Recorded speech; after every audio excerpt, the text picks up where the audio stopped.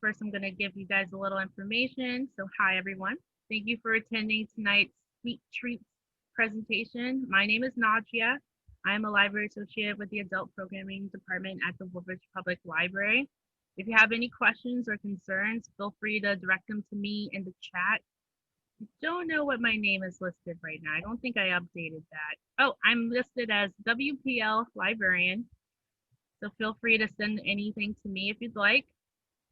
So all of your mics are muted, but feel free to come off of mute to ask a question or a comment anytime along the presentation. If you don't feel comfortable speaking, you can also send a question to the chat. Feel free to do that at any point.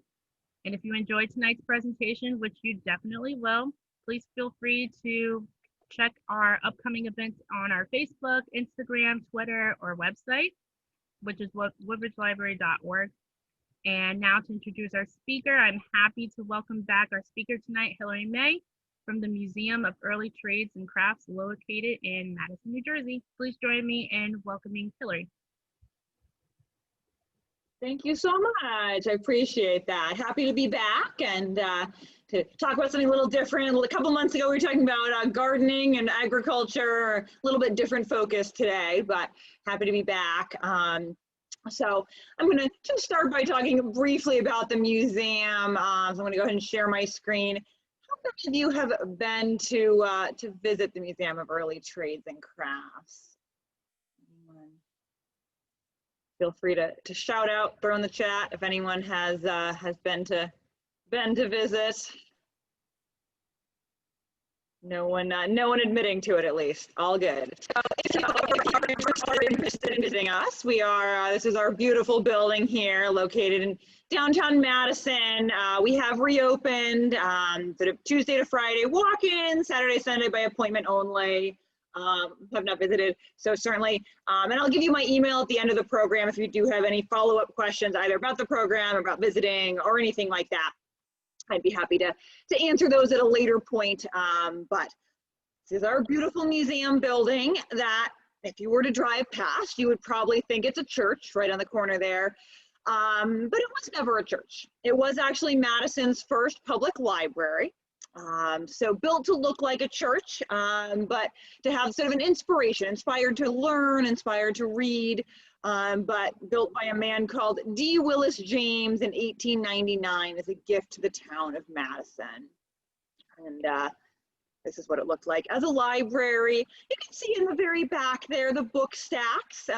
Just barely, you can sort of see the balcony up and down, and they would have been on both sides. And then the reading room was up in the front there where you'd read your books. Did have electricity, so quite a modern building even at that earliest point.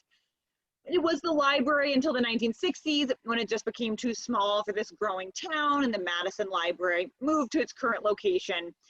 And there was a couple in town who had been collecting just thousands of objects of everyday life, sort of, 18th and 19th century objects. And they asked the town if they could open a museum in this now vacant building.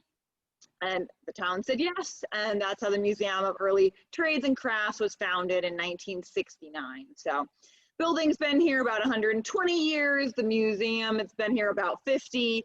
And the picture can never do it justice. So if you ever do have an opportunity to visit, either now or perhaps in the future when COVID hopefully someday passes us by, it's a beautiful, beautiful building that looks very much like a church inside as well, with vaulted arch ceilings, hand stenciled walls, stained glass windows, all sorts of beautiful features.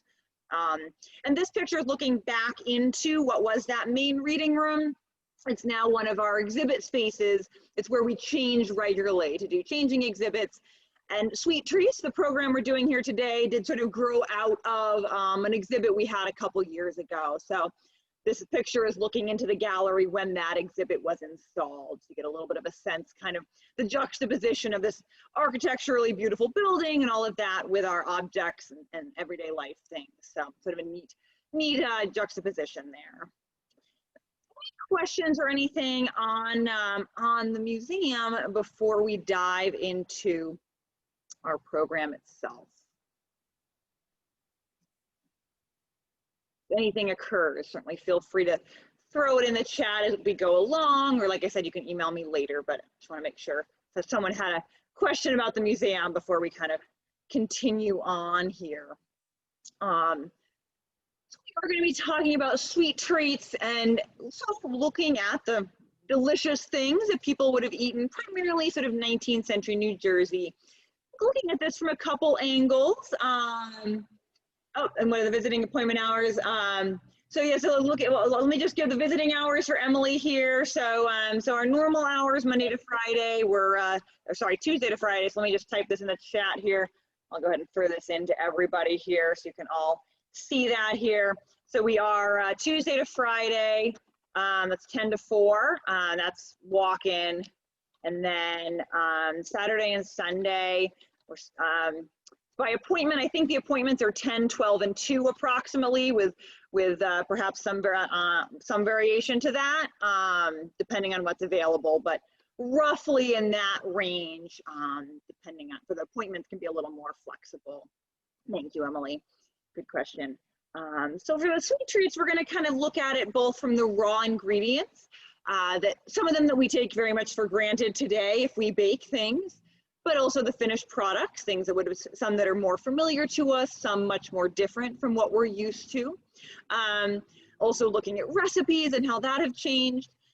So just kind of considering how these delicious things can be important to our lives, how these can be things that have very strong memories, often things that we most strongly associate with the holidays, with family, are sweet treats, those things we might bake occasionally rather than all the time. So we're going to be kind of considering that idea as well. And like Nadia said, please feel free to jump in with questions as we go along, either in the chat or just unmute yourself. I'm happy to deal with those as we go along. I will be holding up some objects, either during or some of them I might hold up after, but some objects to go along with the visuals as well here. And yes, you're certainly welcome to have your video on. It is always nice to see faces if you're comfortable doing that, to feel a little bit more connected here. I will go ahead and move right along. And yes, just a few of our stained glass windows here, giving you an idea. So these are some of the things that make the museum most look like a church, but you'll notice that instead of religious themes, they have things like a printing press or a painting palette or a sailing ship. And quotes like, "The foundation of every state is the education of its youth." So these very educational, arts, culture, things like that, rather than religious themes. We can't talk about sweet treats without talking about sweeteners, so that is where we are going to begin here. So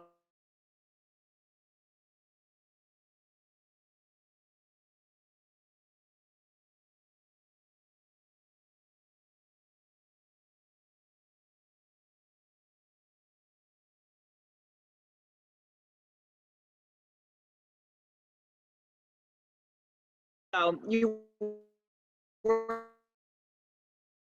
not, in general, have been much less sweet. Availability of processed sugar and things, much more so than they would have had. You can see the cone, that's how sugar would have come.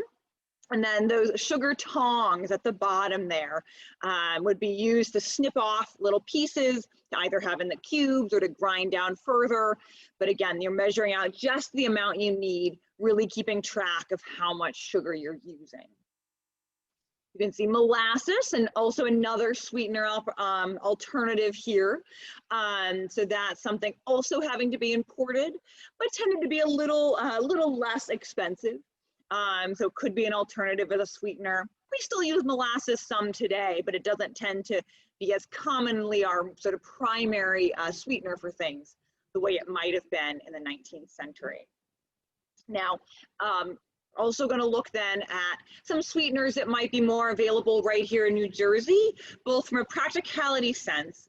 And there also was a bit of a moral thing going on. There were ethical question going on, because both sugar and molasses were coming from places where they were being primarily produced, grown, processed, everything by enslaved people.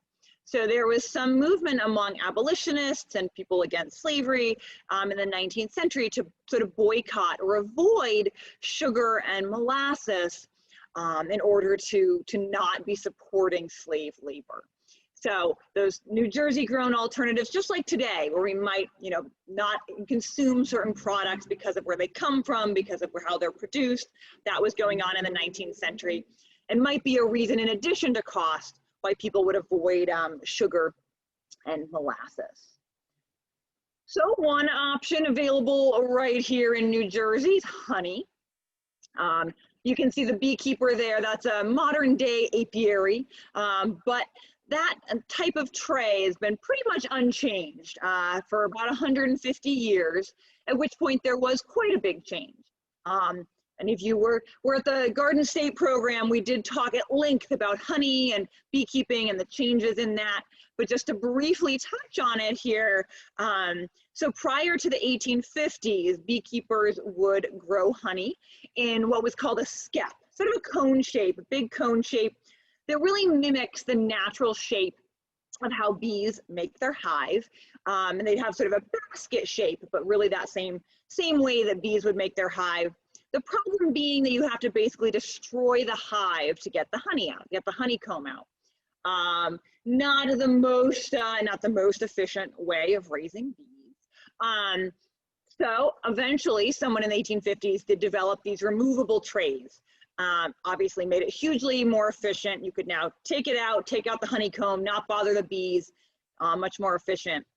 And really is unchanged. From that point in the 1850s through the present day, the tools and everything about beekeeping have been largely unchanged. And honey is today still a sweetener that we might use, but would have been, much, much more commonly used in the 19th century.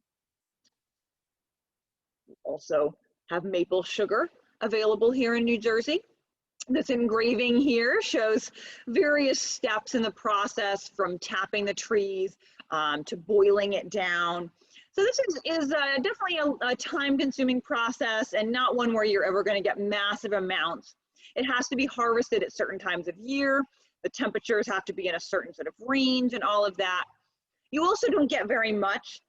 I think the statistic is for 40 gallons of sap, you're getting about 1 gallon of syrup. So a 40-to-1 ratio is not super efficient.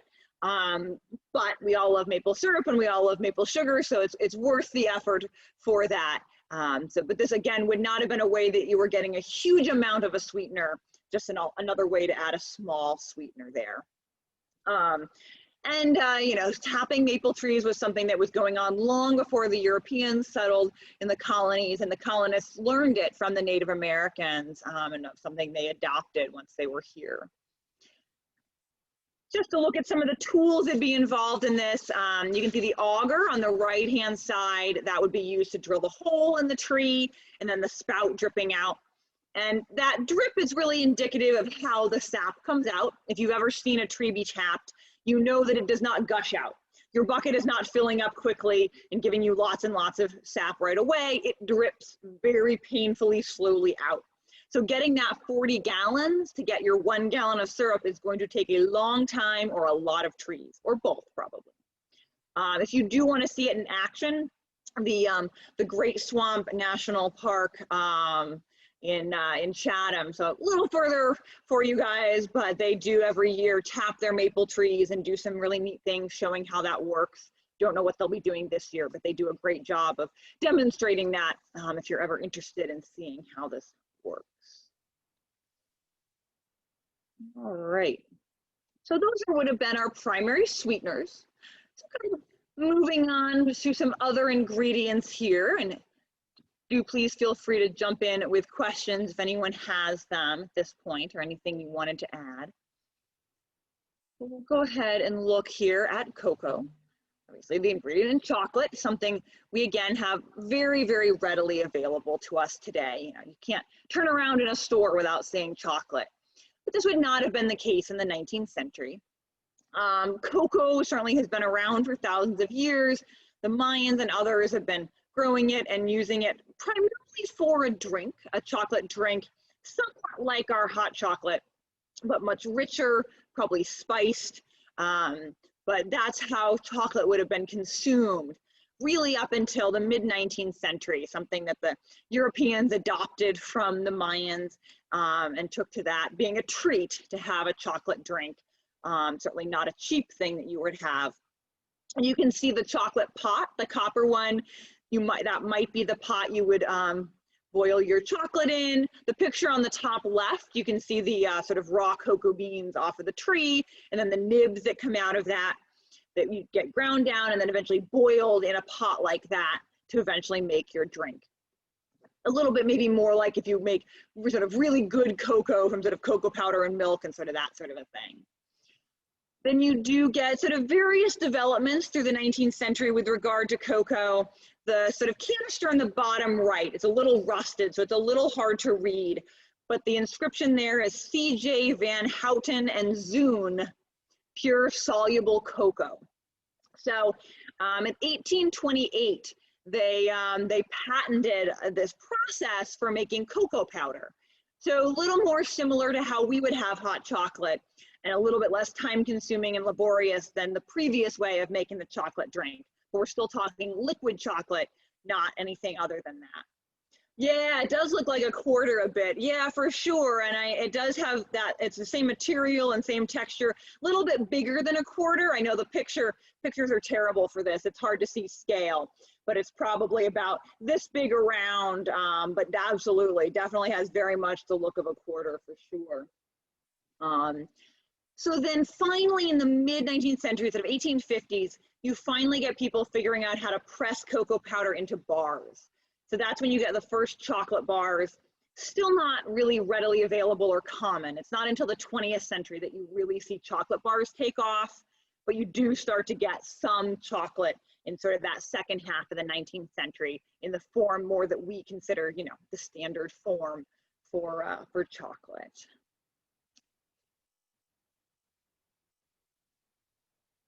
Other special ingredients common to many sweet treats are spices. Spices, you know, a little bit more expensive even for us today, but certainly not in general something that we would, you know, have a hard time coming by. Again, they are imported, again, it's more expensive. And in fact, you know, you might have a spice box like this one, but sometimes the spice boxes might even be locked. That sort of underscores the value they might have in a household, that they would literally be locked up to ensure that only the person doing the baking would take out the very small measured amount of the spice that they wanted to be able to, you know, do what they were doing.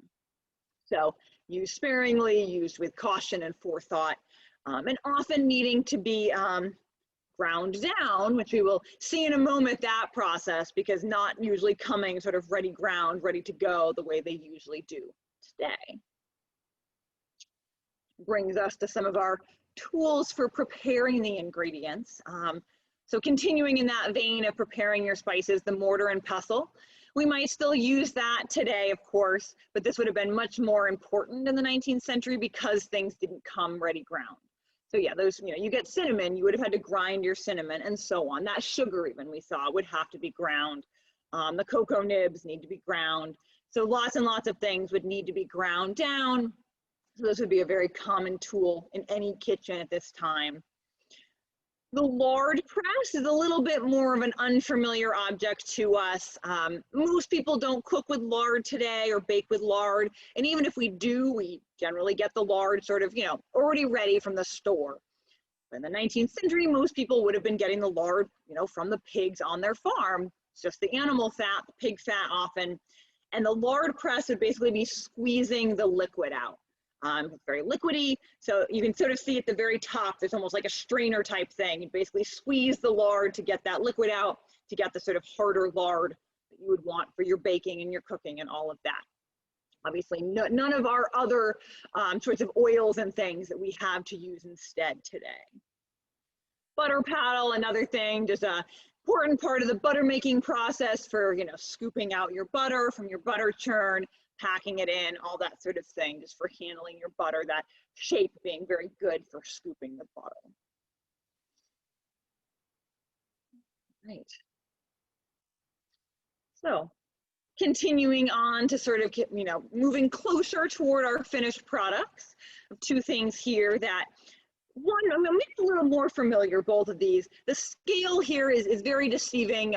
The one on the right, the flour shaker, is, you know, the size of one of our flour shakers we might have today. Very similar purpose, same idea. If you need to sprinkle flour on something, could also be used for salt. But that's sort of an unchanged item. It's not something everyone might have, but it's certainly a common item for bakers still today. The measuring cup is bigger than the flour shaker. The picture just sort of is deceiving. It's probably maybe about this size, probably a cup or two in there that it would fit. Doesn't have much in the way of markings. And this is sort of representing a shift that occurs in the 19th century, sort of probably the second half of the 19th century, from measuring by weight to measuring by volume.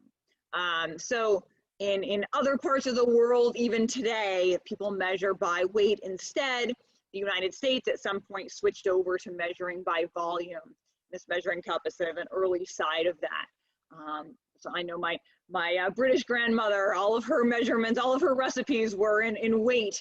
So trying to use those recipes required some conversions and things because it didn't quite match up. But that's a shift that occurs here.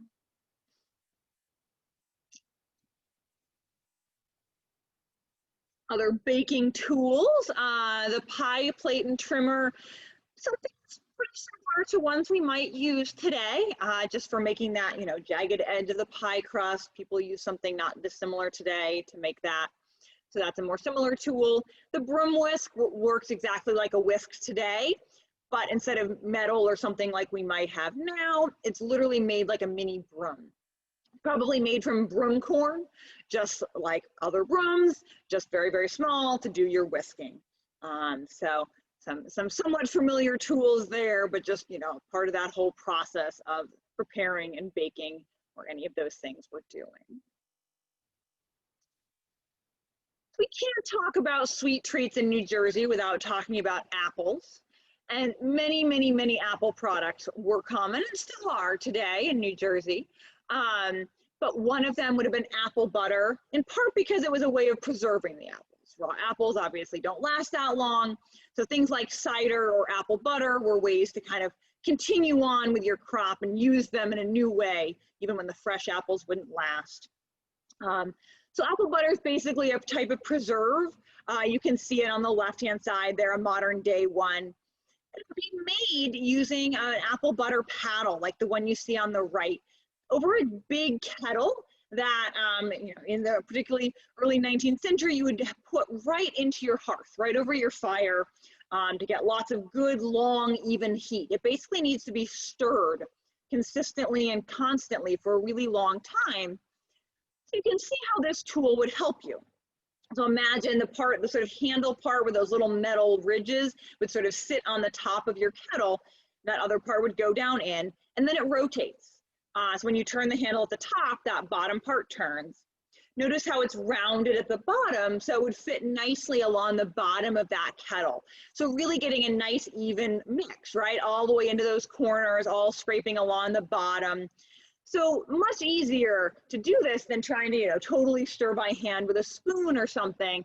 This is making your stirring much easier, much more even.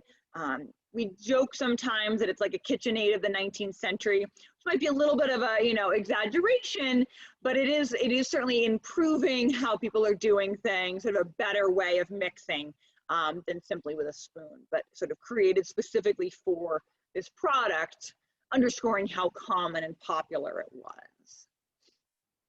Anyone today make apple butter? Anyone who makes apple butter?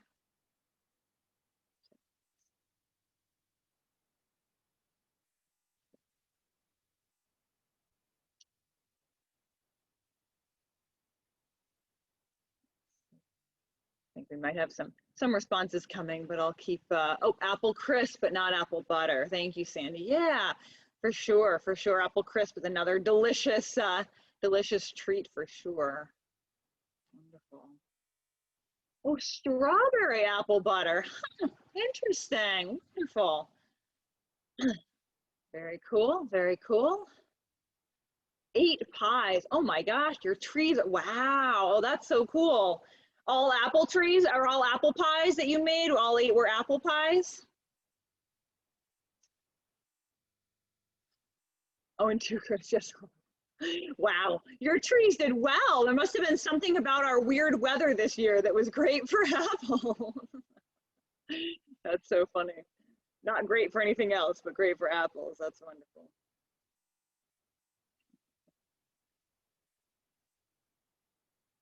Oddly enough, that's so funny. Hey, you know what? Whatever good we can take from 2020, hey, good apple crop, we'll take it, right? That's awesome. That's great. That's great. Thank you for sharing that. So we can see our cookie cutter here. Doesn't look all that different from modern cookie cutters, although ours usually don't have a back like that. But another tool that's kind of unchanged. There's not really an improvement to be made on a cookie cutter, so you know, why change what works, right? The patty pans, they are as small as they look. They're basically for making little mini pies, or what we're called patty pies. And you know, if you've made a pie, you know that sort of that crust part can be the hardest part. So making all these little ones was much more time consuming than making one bigger one. So probably something you would do for a special occasion to have lots of little small ones, rather than a big one in that case, but might not want to do that all the time, and do all the work there. Although if you made 8 pies, you made 8 big ones. You're well practiced and ready to go on that, but definitely a lot of work for sure. Butter molds are another thing, which were very common. We have many of these in the collection, really underscoring how common they were. A lot of peeling, yes, absolutely, I'm sure. I hope you had some helpers or something to help with that. Oh, pineapple pie. Ooh, interesting. Very nice, very nice. The butter molds come in, we have them in all different sizes and shapes and everything. And I'll show this more detail at the end, but we have one that's more a box shape also, as well as which has the pattern sort of here. I'll show this closer up at the end after I stop screen sharing. But all these different sizes, shapes, and all so super detailed. Notice how intricately carved these are. They're almost works of art in their own right. Someone very skilled carved that cow, carved that acorn. To give you an idea of scale, these ones, they're probably about this big around, so pretty good size. The handle, you know, the part that you hold on it, again, scale can be weird on pictures like this. You know, pressing into your butter to make it look pretty, of course, and makes a nice decorative butter, but it also could have a practical purpose. So people often would make, or women I should say, often made more butter than they would need for their family. Their cows might give more milk and they would have extra butter. So they would take it to market and sell or trade it. And the butter mold like this would be their identifier, kind of a local logo to tell your butter apart from other people in the community. Maybe your butter's better and you want to make sure people know that. But either way, this was things like bringing extra butter to market or other products that women made. Maybe it was candles, maybe it's cheese, anything like that. This was a really important part of sort of the family economy of a farm, because the big crops that we associate, those of course, you know, have a big, you know, the harvest time is when you have lots of crops. That's when you're selling or trading and have lots of food or income. The rest of the year, not so much. So things like the butter would be really important in terms of kind of keeping that family economy going during the rest of the year. So women played a real important role in that. So can't talk about baking in the 19th century without talking about the hearth. So on the left there, you can see a pretty standard hearth. With the pots hanging over it. Some could sit right on the ground with little feet to go right on in there. We'll look at some more types of pots up close in a moment, but just to kind of have the overarching view of it first. You can see the bread oven on the left. And one of the things I want us to think about is the shift there was from the hearth to when iron stoves start to come out. It really makes a major difference and change for women when they go from having to tend an open fire, really monitor it, keep track, the danger, possibility of sparks, the need to raise and lower things. Again, we'll sort of see the tools for that, but so much work and monitoring to cook over the hearth. The iron stove suddenly made it much easier. It could do a much more even cooking, didn't need to be monitored the same way. So really freed up a lot of time for women. Oh, there used to be a New Jersey Agriculture Museum. Oh, great. Yeah. There's one, I think, what was that one? There's definitely other places. Fosterfield, sort of near us, definitely has cows and does butter churning. Like the New East Jersey, I can't remember the exact name of the museum down there. They probably do it, but yeah. Well, and the thing that's fascinating with butter churning is how easy it is. I've done it with kids many times. Like it seems, you know, when you see it, it almost seems like magic almost, but it's so amazing. It is just literally agitating the butter for long enough to make the butter. If you just shake your heavy cream, you know, you can get your butter. Oh yeah, oh my gosh, it tastes so good. I know, I love doing it with kids because they love tasting the fresh butter. It tastes so much better than our store-bought butter for sure. Oh, Howell Living Farm, yep, okay, that's another one, different events. Oh, excellent, oh, they're doing it soon. Okay, that's good to know they're still doing stuff at the Howell Living Farms, excellent. Yeah, well, there's a lot of good museums in New Jersey and a lot of them doing these sort of trade, you know, agricultural based things, because that's what our history is. Thank you. Right. So to kind of continue in the vein of hearth cooking, because certainly while iron stoves start to come in the mid 19th century, they certainly don't become dominant or available to everybody, you know, until sort of later in the 19th century. So have to keep in mind some of these tools that would have been essential to successful hearth cooking. Quite a skilled thing. If you've ever seen hearth cooking, it's something like one of those living history museums. That's quite impressive. You have the bellows to basically control the strength of the fire, right? Pumping air in to get the fire going stronger. The equivalent of kind of turning the heat up or down, but very, very, you know, roughly. Also, the trammel and S-hooks are to raise those pots and pans up and down. So seeing where the pan is, basically, if you wanted to have less heat, essentially you just need to raise it higher so it's further from the heat. A very sort of down and dirty way of you know, raising and lowering the heat, equivalent to how we might turn the dial on our stove. So you'd have to really know what you were doing to do this successfully. The peel, you could have wooden ones or metal ones, but they would be what you'd use to put things into that bread oven on the side, which probably wouldn't have an active fire in it, but it's absorbing the heat through the bricks from the other fire. You get that way. You know, you still see these at pizza ovens. Something, again, why fix it if it can't be improved there?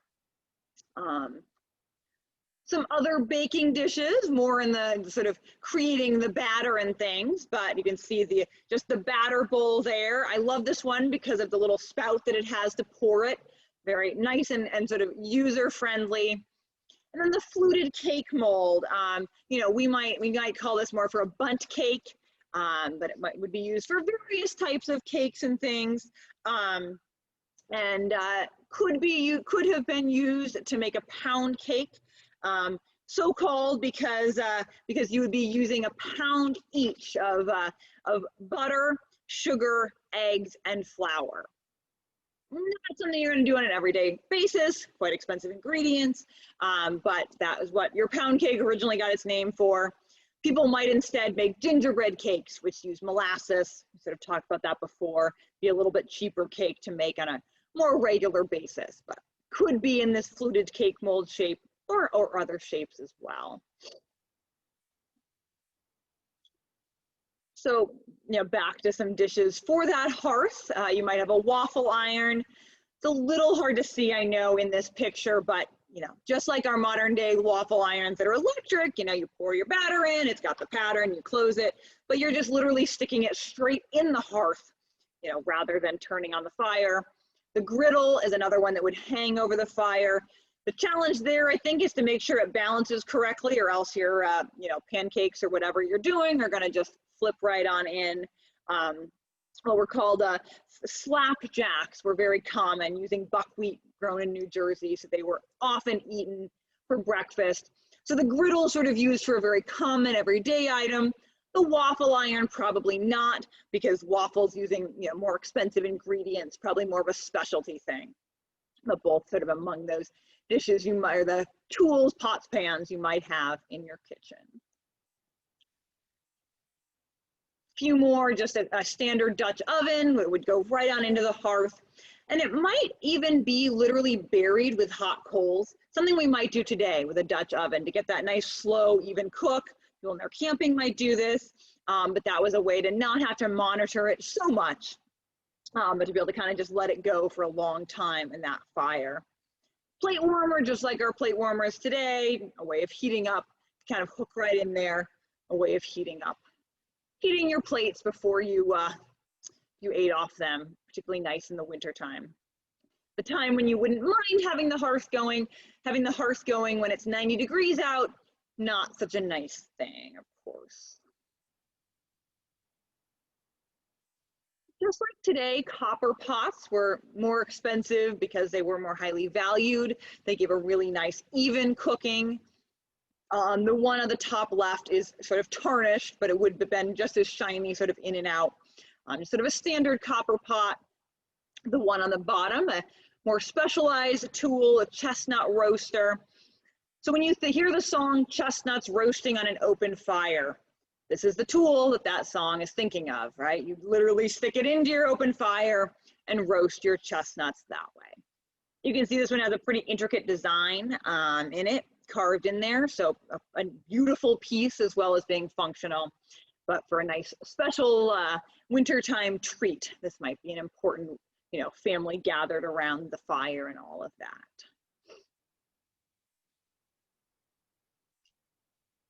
Back to our molds. There's lots of, we're going to be talking about some other molds too. Molds were a common way of shaping treats at this time. And these particular ones are, these cookie molds are for a specialty cookie called a Springerle cookie. It's a German cookie. It's an anise flavored cookie, which is very polarizing flavor. People tend to either love anise, that's what we get licorice from, either love or hate. It doesn't tend to generally be a lot of in between. You can see at the bottom, those are sort of modern day ones, a little bit simpler, but we have in our collection a number of these very complex, large ones. And I'll hold this up more again later at the end when you can see it better, but just to give you a idea of scale, these are huge. You know, it's, I don't know, 2 feet long to make a cookie. That is a massive cookie that you're making. Quite an endeavor to get it out successfully without your cookie falling apart. So definitely not something you're doing every day, but would be pretty cool if you managed to successfully have this for, you know, your Thanksgiving table or something like that. The ones on the right are a little bit sort of separate, smaller ones. The one on the left, there's a lot of debate and different ideas about what's being shown in there. Rabbit, llama, something else, open to ideas. We have no conclusive thoughts on what it might be. Little strange looking for sure, but still very detailed. Even if the artist, you know, left a little bit to be desired in terms of what they were trying to capture, they certainly had the carving skill, which is the intricate design. So you can imagine those beautiful patterns in your cookie if you successfully pulled off your Springerle cookie. Has anyone ever had or made Springerle cookies? They're a little bit of a specialty cookie, but I'm always curious to know. I very rarely find people who have made them or had them, but I'm always curious to know if anyone has. No? Interesting. Okay. So continuing on to talk about Mrs. Wagner's pies. You may have heard of Mrs. Wagner's pies. So she lived down in Ocean Grove. So starting in the 1870s, she started making pies out of the basement in her home and started selling them, you know, in her community, but then it kept growing and sort of became more and more popular and selling them further and further afield. They eventually sort of moved into a new house with more ovens, and with this new oven and assistance, she could make 650 pies a day. So really pretty impressive endeavor. Her husband would deliver them for her. And she was using all sorts of local ingredients, pig lard, eggs, milk, fruit. So she was definitely using the ingredients of her neighbors, her locally sourced food there.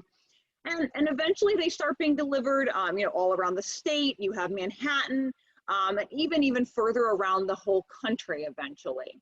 And the company does stay in business until the 1960s. And it becomes immortalized in a Simon and Garfunkel song. You know, Simon and Garfunkel's song, America, one of their verses is, so we bought a pack of cigarettes and Mrs. Wagner's pies and walked off to look for America. So when they were coming up with the things that were quintessential American, Mrs. Wagner's pies was one of those things. So kind of a neat New Jersey claim to fame there. You can see her in the picture. She is the one on the porch holding the cat, sort of in black on the corner. That is her home in Ocean Grove. I know the picture is not the clearest, sort of from early 20th century there, but you can also see her pie plate with her name stamp. So if you got a pie from her, it would have her name right there, of course, you know, immortalizing it. So a neat New Jersey claim there.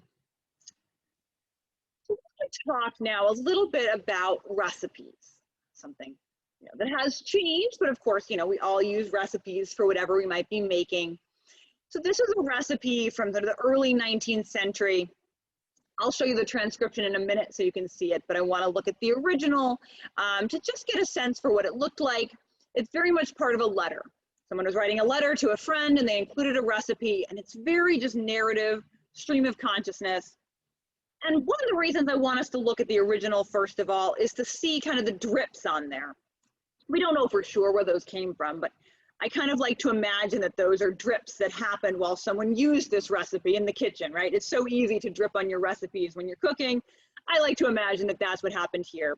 Obviously, I don't know for sure, but it's definitely a well-used. You can see that this certainly had some use. As a recipe, probably was not just folded up in an envelope and stuck away. Letters broke a little bit, yeah, for sure, right? Yep, there's a little rip there. Yep. So that's another sort of evidence that this was a used letter, that it had some use, because, obviously almost 200-year-old paper may not always be in the greatest shape anyway, but when you have a letter that's just been stuck away in a box, usually it's in better shape. They tend to hold up. Paper at that time is fairly sturdy. So you can kind of get the idea that this probably did have some use in its life as a recipe, perhaps, as well as a letter. So good thought there. Yeah, for sure. Thank you. So to look at the transcription, this is calves' feet jelly cake. Probably not something any of us have ever made. Notice at the beginning, 24 calves' feet. Quite a lot of calves' feet. Most likely this would be something you'd probably do whenever you were slaughtering your calves anyway for the year, and using the calves, using sort of all parts of that animal. I doubt you'd be able to come by 24 calves' feet very often. And look at the process of this. I mean, you have to boil them for 8 or 9 hours and then on from there. So again, not something you're doing daily, but for a specialty thing, this might be a very special way of making sort of a jelly or gelatin type product. But it doesn't look like a recipe that we would think of today. Today we have nice, neat, exactly ingredients, exactly what you do with them, all of that. This is very much both stream of consciousness and doesn't give all details. You're definitely assumed to have some knowledge that you're bringing to it, or maybe some interpretation that you're bringing to it. It's not supposed to be sort of a recipe for dummies. It's supposed to be a recipe for someone who kind of knows what they're doing, and this is filling in the gaps for them. You do, through the 19th century, start to get more formalized recipe books, and including little ones like this. This was sold at a local Madison grocer. They were called receipt books. That's what they would have been called. And it would have had medicinal as well as food recipes in it, because the women of the household would have done the medicine, would have been sort of the medical care for the family, as well as cooking and baking. So all those kind of get mixed together. Sometimes the same ingredients get used. So very common to have medicinal and food recipes mixed in together. This is sort of a fun one. I love the buy 7 bars of Dobbin's electric soap, and then you get 7 beautiful Shakespeare cards. Kind of a fun little buy one, get one that we have going on here. People sometimes note that Shakespeare is misspelled here. Who knows, a little typo, but it's interesting to see what that advertisement from this period was. Jumping forward in time a good bit, now we have a 1948 cookbook. This one looks a lot more like we might expect a cookbook to look, with sort of your ingredients and your process. So this one was formed the way many cookbooks would have been, by women coming together, collecting recipes, and selling it to raise money for some kind of cause. In this case, it was to raise money for the Morristown Hospital. They were evidently successful in their sales because the hospital did open in 1952, so a few years later. But that was very common to kind of sell recipe books for a cause to raise money. You can see the Thomas Nash illustration on the cover that they used, another New Jersey link that we have. But you do start to see recipe books looking more similar to what we'd expect our recipe books to be like. Have to talk a little bit about how things would have been contained when you got them from a store. Not always things directly related to your sweet treats, but could be for sure. These jugs all have the name of the grocer or the store where they came from on them.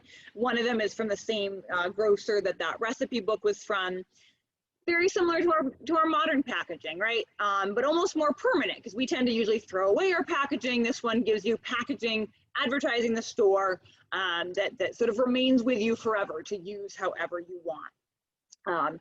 So sort of a neat thing to have that we still have in our collection, these sort of very localized, very specific jugs though that have survived so long.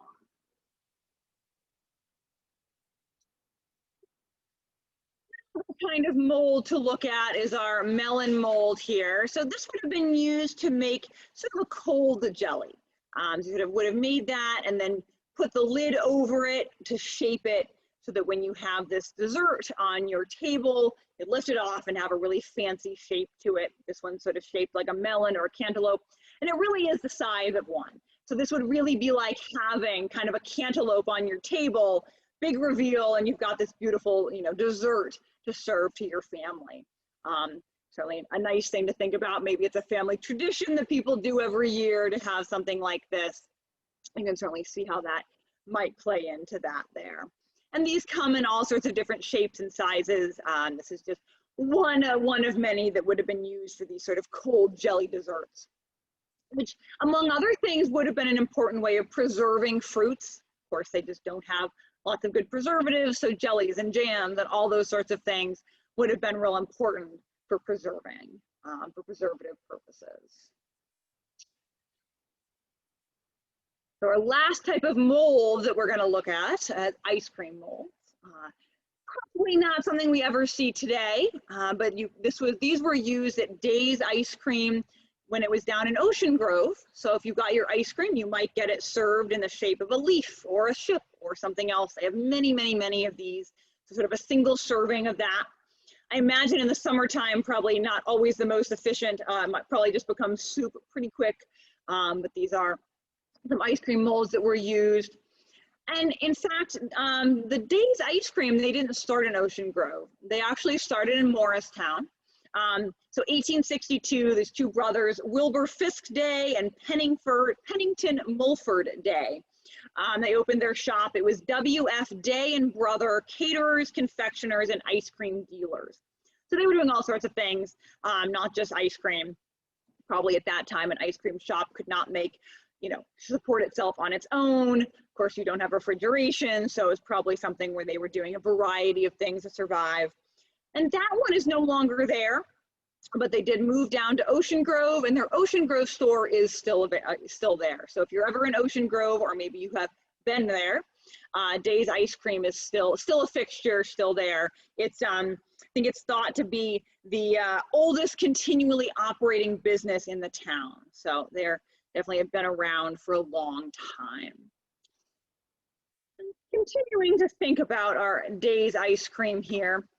This is an advertisement that they did place in the Madison Eagle when they were in Morristown. So pretty close by train, probably maybe 20 minutes by train, Morristown and Madison. Maybe probably at that point, maybe even longer, maybe 30 minutes. But still not next door, Morristown and Madison. But you can see this advertisement. It is from February, but they're advertising that if you call them and send an order to Morristown, ice cream may be shipped in 1/2 hour's notice of train time if need be. So kind of a cool claim that they're saying that they can get you your ice cream or also your cakes and confections, that they can get them to you quite quickly, with only 1/2 hour notice on the train. Pretty remarkable for 1904. Certainly probably not the norm to be able to do that level of delivery.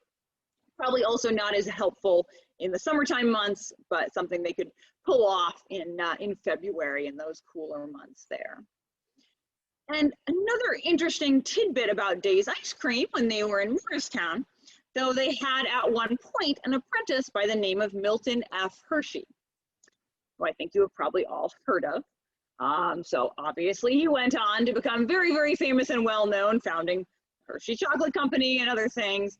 But where he got his start was at the Days Ice Cream. He did his apprenticeship with them, their confection and ice cream shop, before he went on to found his even more famous ice cream, or chocolate empire, we'll call it. And if you are interested in anything sort of additional about either the, Mrs. Wagner or the Days Ice Cream, Ocean Grove Historical Society has a lot of fabulous information and videos and things. So you can Google those if you are interested in more information on either of those. But I am just gonna go ahead and stop sharing my screen here. My email is on there, but I will put in the chat as well, because I do want to make sure there's lots of time for questions, and I do also want to hold up a few other objects a little bit better when I don't have my screen shared there. So please feel free to go ahead and continue throwing questions in, or unmute yourself and ask questions. Or if you want to share a favorite treat that you have, a favorite thing that you like making, maybe with your family around the holidays, or something that you really enjoy, feel free to share those also. It's always neat to hear different treats that people have, powerful feelings about. Oh, my favorite ice cream, Turkey Hill strawberry, excellent. Okay, Turkey Hill is very good. I do like Turkey Hill strawberry, excellent, excellent. Who doesn't like ice cream, right? Sweet potato pie, oh, nice, very nice. Yeah, it's a good one. So while people are throwing stuff in there, I'll just hold some of these up. You can probably see them a little bit better when I'm not screen sharing, because you can get detail on cookie mold. You can see how intricate the carving is. Again, not maybe the world's greatest artistry, but just to get a sense for really how detailed that is. And even these sort of bumps that pop up here. Same with that the butter mold, really, really intricately carved. I know it's hard to see on the camera, but you can really see the sheaves of wheat there. I can feel them even if I put my fingers in there. You can really tell how intricate it is. So just again, kind of do an illustration of the apple butter paddle that we talked about. So you can see how it turns. Obviously works better if I have an actual kettle, but you can get a sense for how that might work there, and how that might make your life just a little bit easier. Just a few of those objects there. Any other questions or favorite sweet treats that anyone wants to share? Something that well, whether or not you are this year, I know this year everything's changed, but maybe you normally make at Thanksgiving, or maybe you will be making at Thanksgiving. We'll have that coming up in a couple weeks here. It's really all about the desserts at Thanksgiving, right? Who cares about turkey? We really want the desserts. All those lovely pies. The pilgrims, yeah, okay. Anything else? Any recipes that you're, sometimes we get recipes from our grandparents or aunts and uncles, they get passed down. Any good family recipes that have been passed through the generations? Those are always fun to have that tie to the past.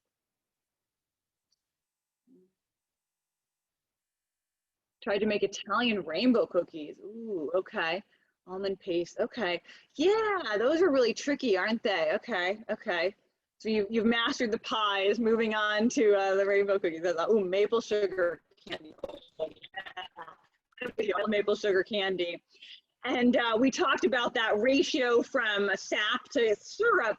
To get down to the candy, it has to be boiled down even further. So it makes you appreciate that delicious little maple sugar candy, what it took to get there. But yeah, I'm with you.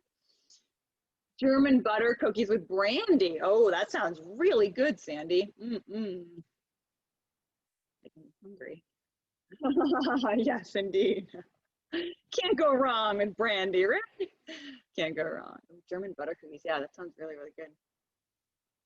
Sugar. Do you make maple sugar candy or just buying maple sugar candy?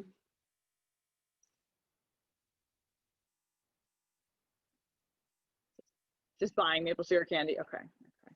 Be a challenging thing to make, but could be done. Any other sweet treats you enjoy?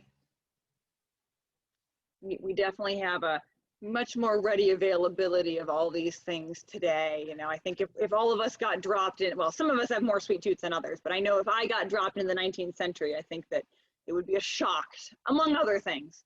You know, the fact it's very, very hard to come by these sweet things that we kind of take for granted. We would be very surprised by that. Well, I don't have any pies that we do. I think we already mentioned my pie, sweet potato pie. That's Oh yeah, yeah, my we got family. My mom makes it a certain way where when I do it in front of other people, they're like, "Why do you make it like that?" But it always tastes good to me. So that's our family thing. And we only have it during Thanksgiving and Christmas. So it's coming up. Well, and even with the way you're used to tends to be what you want. Yeah, right. Your taste buds develop to that. If that's the way you've always made it, that's what you expect. Yeah. Exactly. And there's that sort of special memory association as much as anything. If it's something, yeah, that you always make at special times of year and things.